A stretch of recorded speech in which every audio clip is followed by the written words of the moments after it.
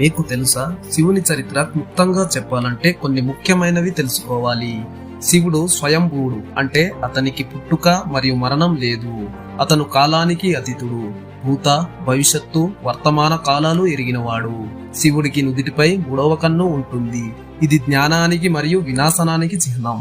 సముద్ర మథనం సమయంలో అలాహలం అనే విషాన్ని మింగి తన కంఠాన్ని నీలం రంగులో మార్చుకున్నాడు. శివుడు గొప్ప యోగి మరియు ధ్యానానికి అధిపతి. శివుని సృష్టి స్థితిలయాలను సూచించే విశ్వనాట్యం చేసే నాట్యకారుడు. శివుడు నటరాజు, దక్షిణమూర్తి, అర్ధనారీశ్వరుడు వంటి అనేక రూపాల్లో పూజలందుకుంటాడు.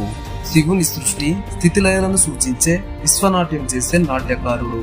శివుడు నటరాజు, దక్షిణమూర్తి, అర్ధనారీశ్వరుడు వంటి అనేక రూపాల్లో పూజలందుకుంటాడు. శివుడు శక్తి లేకుండా ఏమి చేయలేడు. అతని శక్తి భార్య పార్వతీదేవి యొక్క స్వరూపం.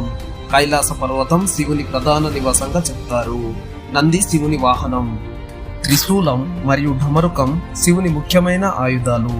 శివలింగ రూపంలో ఎక్కువగా పూజిస్తారు. బిల్వపత్రాలు, విభూది, రుద్రాక్ష శివుని పూజలో ముఖ్యమైనవి. ఇది శివుని చరిత్రలో కొన్ని ముఖ్యమైన అంశాలు. మీకు ఇంకా ఏమైనా తెలుసుకోవాలని ఉందా? అయితే లైక్ చేసి సబ్స్క్రైబ్ చేసుకోండి.